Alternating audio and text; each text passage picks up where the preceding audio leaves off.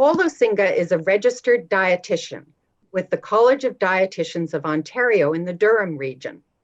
With a bachelor's degree in human nutrition, Nicole provides personal and evidence-based nutrition solutions for her clients and her audience. She is known as a plant-based meal prep expert and promotes the power of plant-based foods to improve our health and well-being. Nicole has appeared on numerous regional and national television networks and has written for the Toronto Star. She published an ebook, The Plant-Based Meal Prep Master Plan, which is available on her website. All right, thank you, Susan. Well, welcome everyone, like Susan said, to my presentation today that I'm going to be focusing on nourishing the caregiver. Because I think certainly as caregivers, it's our focus is on others. And, just as we're seeing from the poll that we answered at the beginning here, if it's a family member, it's often like, that's requiring a lot of our bandwidth. And oftentimes, our own needs might be placed aside. So I definitely want to sort of, kind of bring up the importance, the benefits, and how to get started with nourishing ourselves, sort of appropriately and optimally. And I'm going to give you some tips, recipes, etc. as we go along. So the first thing I want to ask everyone, and you can sort of put your answers in the chat, but what are the biggest barriers to healthy eating amongst adults? Like what do you think, sort of in the research, what are the biggest barriers? I'll give you maybe a minute or so to sort of put your answers in the chat box, but I want you to think about, is it knowledge around healthy eating? Is it around the skills that are required for healthy eating? I would love to hear your thoughts, and then I will reveal the answer after we put those thoughts in the chat box. Hi, Nicole. Well, we're hearing from the audience members, time. How to find time. That's a big one for sure. So time for sure. Is there any other answers that are rolling in, Susan? Yes, lack of energy, lack of ideas. Mm-hmm. Yeah. For sure, for sure. So I think I'll hop to the next slide and sort of reveal the results. So sort of similar to what the participants put in the chat box, lack of time is the biggest thing, followed by knowledge of how to prepare those healthy items. And it's interesting too, like even as I've been speaking to people during this pandemic, the time is still a factor, right? And especially if you are a caregiver, like, things probably don't look a ton different to you, or maybe, we are caring for people more during the pandemic as, we're sort of confined to our houses. So that can certainly be a huge, factor that's impacting our healthy eating. It's not just the knowledge, right? I do find when I work with people in my practice, a lot of us are aware, what a healthy food is. We know that vegetables are healthy, but it's a matter of, putting those behaviors into practice is sort of the biggest thing that often we need to sort of work on. So lack of time, knowledge of how to prepare those healthy meals, followed by, taste preferences. I think there's sort of a notion out there that healthy, nutritious food doesn't taste good, but we know that's not quite the case necessarily. And then there's also the notion that there's a high cost to healthy eating. Again, doesn't have to be the case for sure, and I'll sort of give you some tips along the way to help with all these factors, but we're going to address these barriers during my presentation today. And I like this quote right here. Despite having the knowledge of the benefits of healthy eating, many adults don't regularly engage in such behaviors. Okay, so then that'll bring me to the three chapters that I'm going to be talking about. So we're going to first we're going to first dive into how to get started with planning and prepping.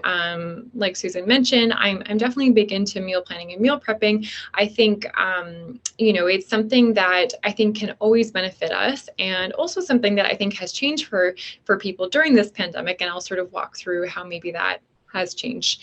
The second, we're going to actually talk about how do we create those easy, healthy, and delicious meals. We'll give you some examples, and it's going to require a brainstorming session as well.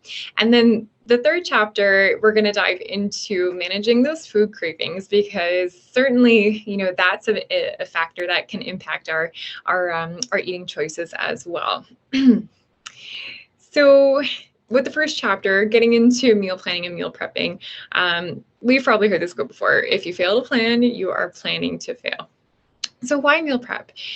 We can save calories and add nutrients. With those two graphics that I've provided here, you can see the difference between a fast food sort of burger combo and something that maybe you prepare that is, looks pretty similar on your own. Not only is it just about double the amount of calories compared to that homemade item.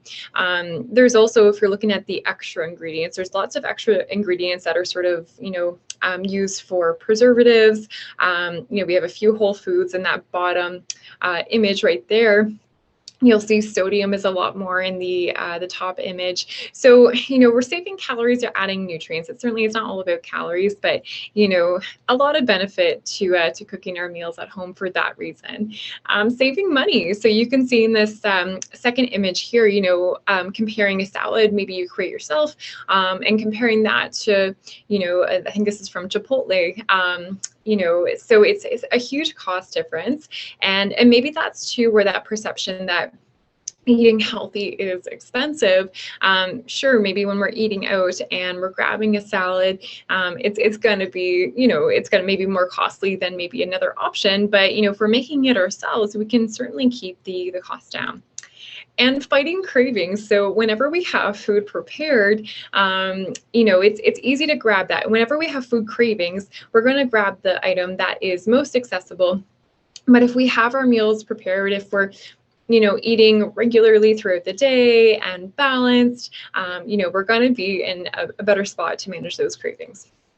So hopefully I've share the importance of why we should be considering meal planning and meal prepping with you. Now I want to dive into the how to get started. First, we're going to start with, the planning portion. So I always recommend, selecting those days that you're going to be grocery shopping and cooking. I do recommend, if we can, sort of splitting up those days, because it can be daunting to really sort of full on dive into meal prepping for the first time. And let's say we're planning our grocery list on Sunday, and then we're going grocery shopping on Sunday, and then cooking on Sunday. That can be a lot. So strategically, let's say, for grocery shopping, maybe we try to do that on a Friday evening, and then we're able to cook on Saturday or Sunday. That could make a huge difference.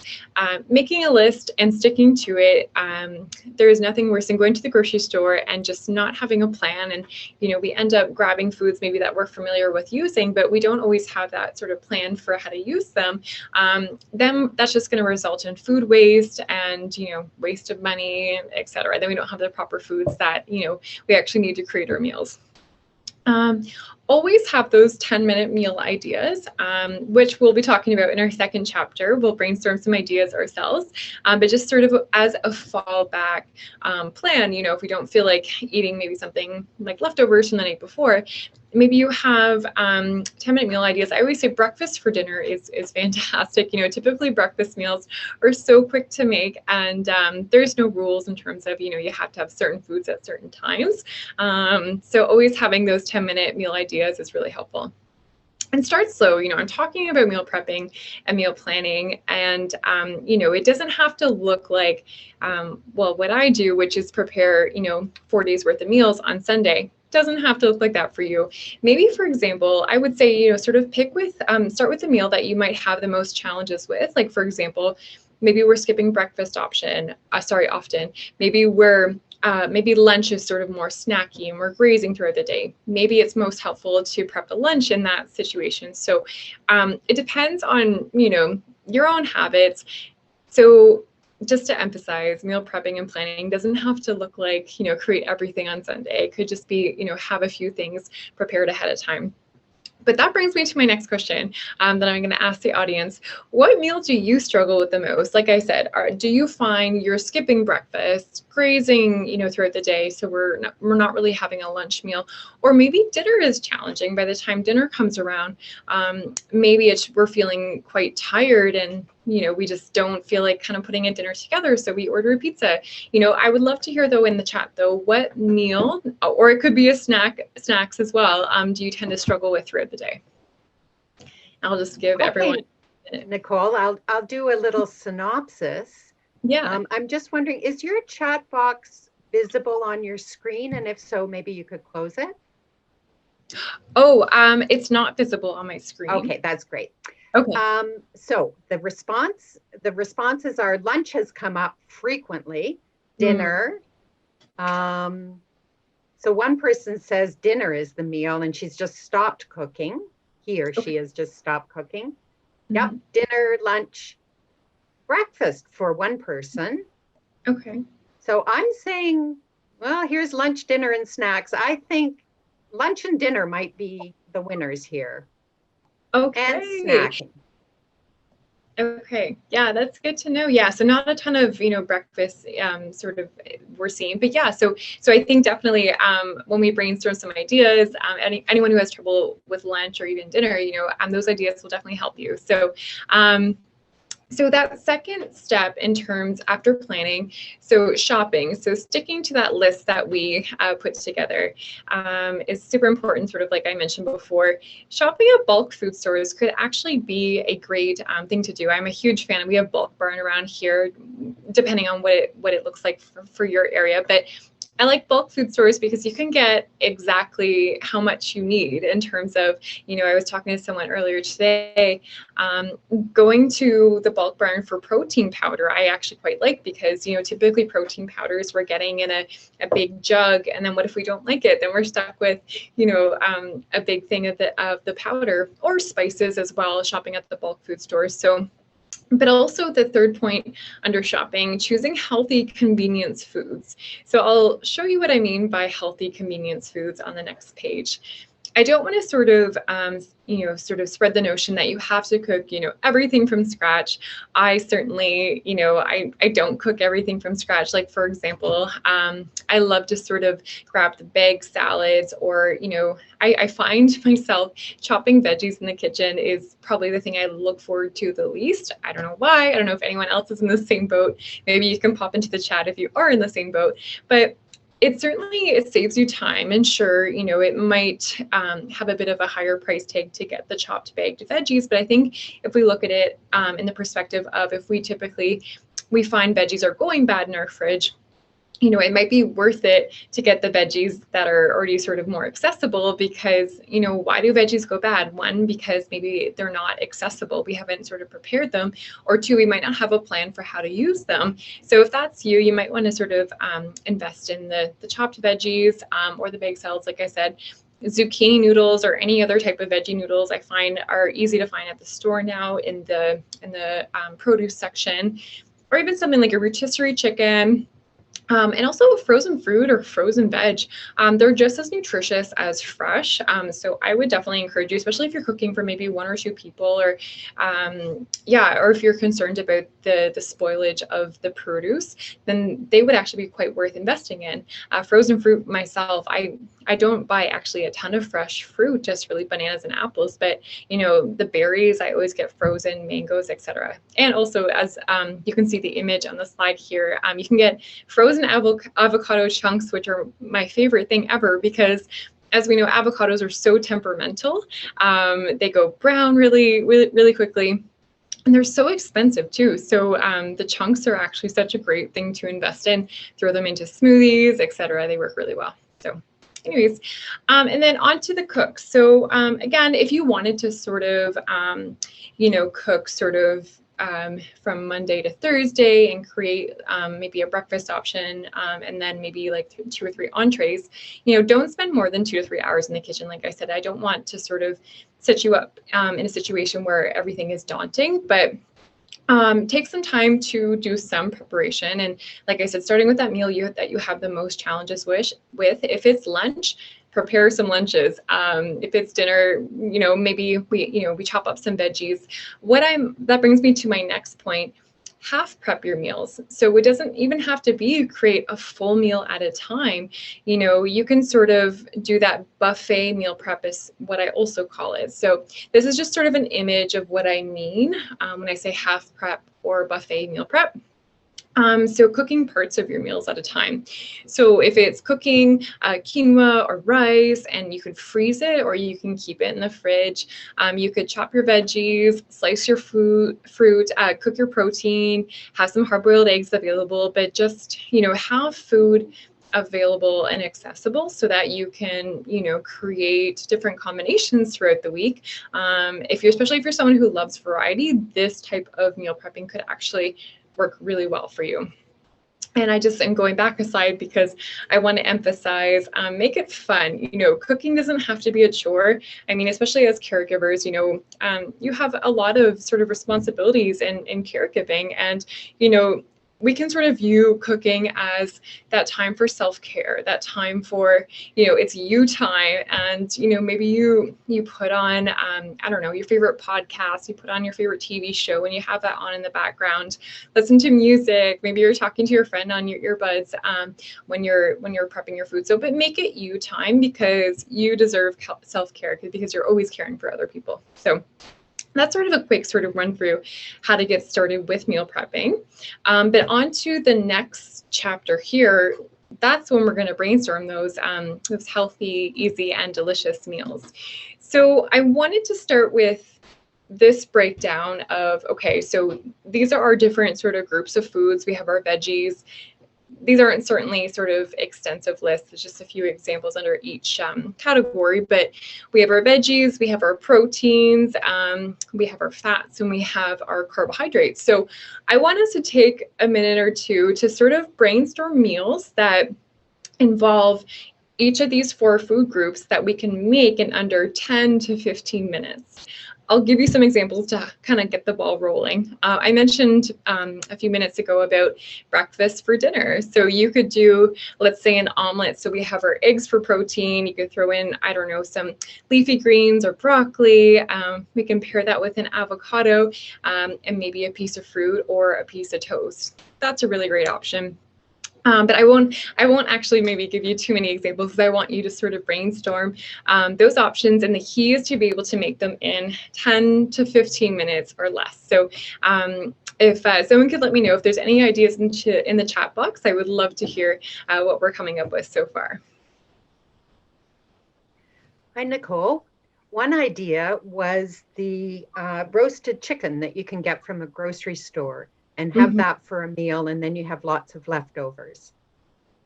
For sure. And we can pair that chicken, like maybe we can sort of put that into a stir fry. Like, let's say maybe we have the rice or quinoa already made, or some of the veggies already chopped and available, and then we add maybe a sauce on top. So that's a well-balanced meal. So if we can think of meals that involve each of these 4 food groups, that would be optimal. Is there any ideas that are coming through? Yes. Breakfast leftover, make a bigger omelet. So there's a solution for lunch, perhaps. Yeah, definitely. And spinach stew, frozen spinach, garlic, minced beef or white beans, and rice on the side. Cool. I like that. Yeah, and maybe we throw some fat in there as well. Or you could even have, let's say, like a handful of nuts with the stew. That sounds great. And here's an idea about using a kitchen appliance that I haven't heard about, Instant Pot type of appliance. I make a quinoa bowl last overnight with veggies, chicken in a very short time. 1 minute of cooking, this person says. Yeah, the Instant Pots are fantastic. I have one myself, and it's a pressure cooker, and it cooks food super, super fast. They're great for stews or soups. So you're right. Yeah, that could really be a quick and easy meal to make those things in, for sure. Yeah. Baked sweet potatoes with veggie topping and cheese. That sounds delicious. Yeah, and then let's throw some protein in there. So maybe we put some, like, you could do some lentils or white beans on top of that. Yeah, we want to make sure we're including each of these food groups as well. But hopefully those are a few helpful ideas. And maybe it's a good time to mention that I did put together sort of a sample meal plan that is available for participants, and that's the English version. And there's also, I think, a French version on the Dietitians of Canada website. I think, you guys are going to include in the packages or the emails afterwards. So yeah, there's more ideas there as well. Thank you, everyone. So, and I just want to sort of go over building that healthy plate. This isn't certainly, like I just sort of put a disclaimer here, this doesn't account for individual body types or goals. This is sort of like a good starting point. So, you know, carbohydrates, we want typically, you know, a quarter of our plate to have those carbohydrates. So that's that primary fuel source for the body. It includes sugars, starches, and fiber. Protein is used to build and repair tissues, also used to make enzymes, hormones, and other body chemicals. Includes plant or animal protein. Veggies, so they are rich in micronutrients, they're low in calories, and they're high in fiber. And then fat, you know, fat helps us store energy, helps certain vitamins get absorbed, and acts as messengers for our body. So, and I wanted to show a few other ideas for those kind of quick 10, 15-minute meals. So repurpose protein. So I think the idea came up, yeah, it's sort of like you could have that rotisserie chicken, but maybe you like, you know, you could sort of make this chicken the night before, maybe have it as a leftover and throw it on top of some zucchini noodles that are already sort of pre-done. With a sauce on top. Or tuna is such a versatile, quick, and easy protein. Super easy to work with. So this Mediterranean tuna pasta salad is certainly quite balanced. Some vegetarian protein salads. So for these salads, I used edamame. So it's a really great protein source that you typically buy frozen and really easy to add to different salads. So those are two examples there. Breakfast for lunch, like I keep mentioning, such a great option. So you could use egg for your protein, or you could use, I have this protein-packed avocado toast, one of my favorite recipes. So actually I mashed some white beans in with avocado, put that on top of toast, and add some hemp seeds on top. You could throw some veggies on there as well. But just, again, it's good to have those sort of quick go-to meals because sometimes we are, you know, when we're hungry, we're impatient, and it's good to have these quick go-to options. So yeah, so hopefully you got some ideas from there. And then on to the third section here. So those are going to be managing our cravings. So I wanted to get into sort of 5 keys to managing our food cravings. I normally when I speak to people in my practice about how to manage food cravings, I always like to sort of get to the reason, you know, why are we having the cravings? I think often we might blame ourselves, you know, I keep craving chocolate, I keep craving this, but I want to sort of approach it out of curiosity, you know, why are we having it? So sometimes, you know, I find maybe we're not having regular and balanced meals, and cravings are our body's way of telling ourselves that we actually need something. So if we're skipping meals, like some of us are skipping lunch potentially, I would bet that you might be struggling with food cravings later on. So eat on a schedule is really important, and meal prepping can help with that. Don't skip meals if you can. Plan those balanced meals and snacks, and make sure you eat enough. I think I've sort of run into the challenge that, you know, sometimes we tend to undereat during the day, and then that leads to us overeating in the evening. So just something to sort of watch out for. Recognizing food triggers. So I like this sort of easy strategy, classifying your type of hunger. So I like to ask, you know, the people I work with, what type of hunger is it? So is it stomach hunger? Is it that true hunger? We haven't eaten in a while. You know, we're truly, you know, we need food. It's been, you know, over 5 hours. Or is it heart hunger? We're eating for reasons other than true hunger, in terms it's more so sort of an emotional based hunger. That could also be a learned behavior. So for example, I think a common learned behavior is wanting something sweet after dinner. You know, that could be more so a heart hunger, because if you've had a good dinner, you're probably not stomach hunger. It might be another type of hunger you're experiencing. Or a mouth hunger. So you're just wanting the taste or the texture of food.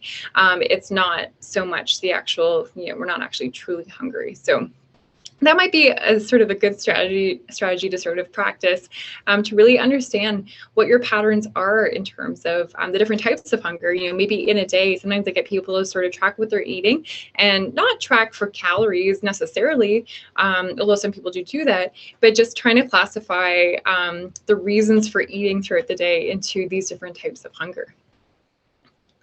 Yeah, getting moving. Sitting is the new smoking. You might have heard that before. But sometimes when we think we're hungry, it's an indicator that our body actually needs movement and our mind is bored. I find this sometimes can happen in the afternoon. So I think we're typically, sitting often as a society, and everyone is moving less. And especially too, being caregivers, again, it's sort of that notion we're always caring for someone else. Maybe we're not sort of realizing how much we're sitting at times. So it could be helpful. Some people have step counters, Fitbits, that can be helpful. Or even if it's just a goal, some people set alarms like each hour, try to move for 15 minutes each hour. So that could be, at first, we need that sort of physical prompt to remind yourselves, and then it turns into a habit. So it stimulates the mind and gives us energy. Practicing mindful eating, so listening to our body. So mindful eating, I myself have to work on mindful eating. I think I'm just very go, go, go, and I think a lot of us are too. Again, especially being caregivers, our focus might not be on, what's on our plate in front of us, especially if maybe we're skipping meals, skipping lunch, and then by the time we go to eat something, we're probably quite hungry, so we're eating quite fast. But I actually would recommend, for practicing mindful eating, that involves slowing down, that involves paying attention to what's in front of us. So some strategies that we can try to help us with the mindful eating, putting our fork down between bites. Can be quite helpful. Again, I'm not good at that. I'm working on that myself. Taking sips of water between bites, for example, can be also helpful to slow us down. Eating with your non-dominant hand. I mean, I guess it depends what you're eating, but that might be something that can really help you slow down too.